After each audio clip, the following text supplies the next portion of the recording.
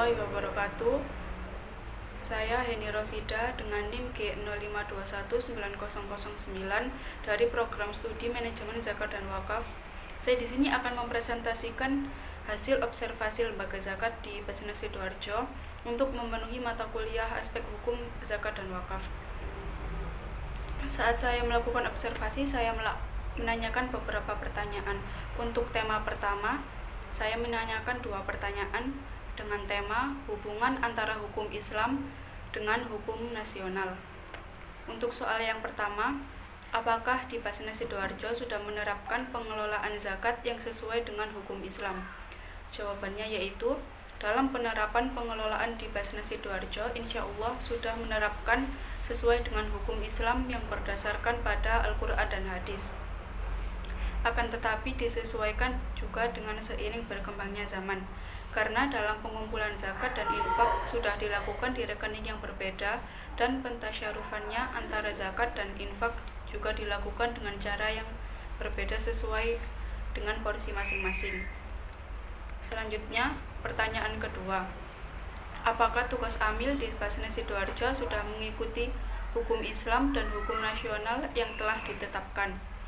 Jawabannya sudah, karena di Basnas Sidoarjo sudah menerapkan hukum Islam yang mengacu pada Al-Quran dan Hadis, sedangkan hukum nasional mengacu pada Undang-Undang Nomor 23 Tahun 2011 tentang pengelolaan zakat, Peraturan Pemerintah Nomor 4 Tahun 2014, dan Perbasnas. Selanjutnya yaitu tema kedua, regulasi zakat di Indonesia. Saya mengajukan 3 pertanyaan, yaitu yang pertama, apakah di Basnas Sidoarjo dalam pengelolaan dan penyaluran zakat sudah berjalan secara maksimal? Jawabannya, secara keseluruhan dalam pengelolaan dan penyaluran zakat di Basnas Sidoarjo belum maksimal, karena dalam pengumpulan zakatnya hanya dimaksimalkan melalui ASN dan sistem sosialisasi kepada masyarakat belum tertata dengan rapi. Untuk saat ini, sosialisasi kepada masyarakat hanya dilakukan oleh lembaga amil zakat atau LAZ. Pertanyaan kedua, bagaimana regulasi zakat yang diterapkan di Basnas Sidoarjo?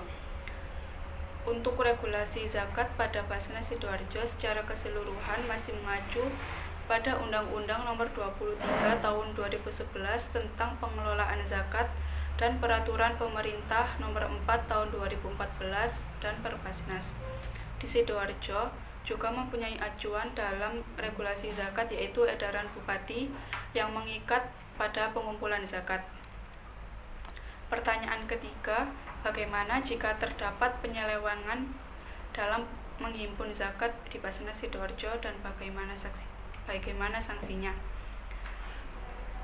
Jawabannya yaitu pasti ada sanksinya yang diatur dalam Perbasnas dan Undang-Undang Nomor 23 Tahun 2011 tentang manajemen amil zakat. Sesuai dalam pasal 36 Undang-Undang Nomor 23 Tahun 2011, pelanggaran terhadap ketentuan sebagaimana dimaksud dalam pasal 19, pasal 23 ayat 1, pasal 28 ayat 2 dan ayat 3 serta pasal 29 ayat 3 dikenai sanksi administratif berupa peringatan tertulis, penghentian sementara, dan atau pencabutan izin. Dan juga ketentuan lebih lanjut mengenai sanksi administratif sebagaimana dimaksud pada ayat 1 diatur dalam peraturan pemerintah. Selanjutnya yaitu tema ketiga, organisasi pengelola zakat. Saya mengajukan 3 pertanyaan, yaitu yang pertama, bagaimana cara agar menumbuhkan rasa kepercayaan masyarakat agar lebih mempercayai OPZ? Untuk jawabannya yaitu, dikarenakan masyarakat saat ini acuh terhadap adanya sosialisasi tentang zakat. Oleh karena itu, Basnas Sidoarjo lebih melakukan adanya aksi atau bukti terhadap transaksi penyaluran zakat yang didapat. Kegiatan ini dilakukan agar masyarakat lebih percaya terhadap transparansi keuangan yang dilakukan oleh OPZ. Pertanyaan kedua, bagaimana tips memilih atau cara mengetahui OPZ tersebut sudah terpercaya atau sudah legal? Jawabannya yaitu lembaga amil zakat atau LAS yang legal dibentuk berdasarkan izin dari Menteri Agama atau pejabat lain yang ditunjuk Menteri. Syarat LAS yaitu yang pertama, berbentuk lembaga berbadan hukum, yang kedua, mendapat rekomendasi dari Basnas Nasional, yang ketiga, memiliki program untuk mendayagunakan zakat bagi kesejahteraan umat. Selanjutnya, pertanyaan yang ketiga.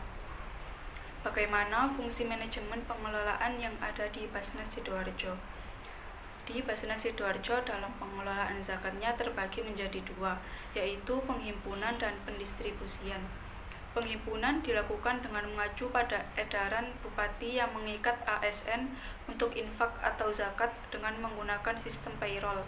Sistem payroll yaitu skema penggajian dari perusahaan kepada karyawannya untuk jangka waktu tertentu, di mana tanggal pencairannya sudah ditentukan atau dijadwalkan. Dalam sistem pendistribusian, sudah ada program yang dilakukan oleh Basnas Sidoarjo, yaitu memelihara lansia yang sudah berusia 60 tahun ke atas dan lain-lain. Selanjutnya yaitu tema 4, perizinan lembaga zakat. Saya juga mengajukan 3 pertanyaan dalam tema 4 ini. Yang pertama, apabila terdapat amil yang tidak memenuhi syarat dalam pengelolaan zakat, apa sanksi yang akan didapatkan? Jawabannya yaitu apabila amil zakat tidak memenuhi syarat, maka dipastikan tidak bisa menjadi amil, karena untuk menjadi amil zakat memerlukan beberapa persyaratan, yaitu yang pertama, warga negara Indonesia, yang kedua, beragama Islam, yang ketiga, bertakwa kepada Allah SWT, yang keempat, berusia minimal 40 tahun, yang kelima, tidak menjadi anggota partai politik, yang keenam, memiliki kompetensi di bidang pengelolaan zakat dan tidak pernah dihukum karena melakukan tindak pidana kejahatan yang diancam dengan pidana. Pertanyaan kedua, dalam sebuah lembaga pasti ada yang mengalami kekurangan dari perencanaan dan pengorganisasian di lembaga siswa. Bagaimana caranya perencanaan dan pengorganisasian berjalan seimbang terkait dalam fundraising? Jawabannya yaitu dalam perencanaan dan pengorganisasian di Basnas Sidoarjo sudah dilakukan jauh-jauh hari. Misal pada tahun 2022 sudah dibentuk kegiatan apa saja yang akan dilakukan, begitupun dengan anggarannya. Meskipun penyeimbangan dalam fundraising seringkali tidak berjalan secara maksimal, maka yang dikuatkan melalui internal, yaitu dengan melakukan marketing dan lain-lain. Selanjutnya, pertanyaan ketiga, bagaimana tata cara untuk mendapatkan perizinan dalam pendirian lembaga zakat? Jawabannya yaitu sesuai dalam pasal 18 Undang-Undang Nomor 23 Tahun 2011 bahwa yang pertama, pembentukan LAS wajib memiliki izin menteri atau pejabat yang ditunjuk oleh menteri. Yang kedua, izin sebagaimana dimaksud pada ayat 1 hanya diberikan apabila memenuhi persyaratan paling sedikit.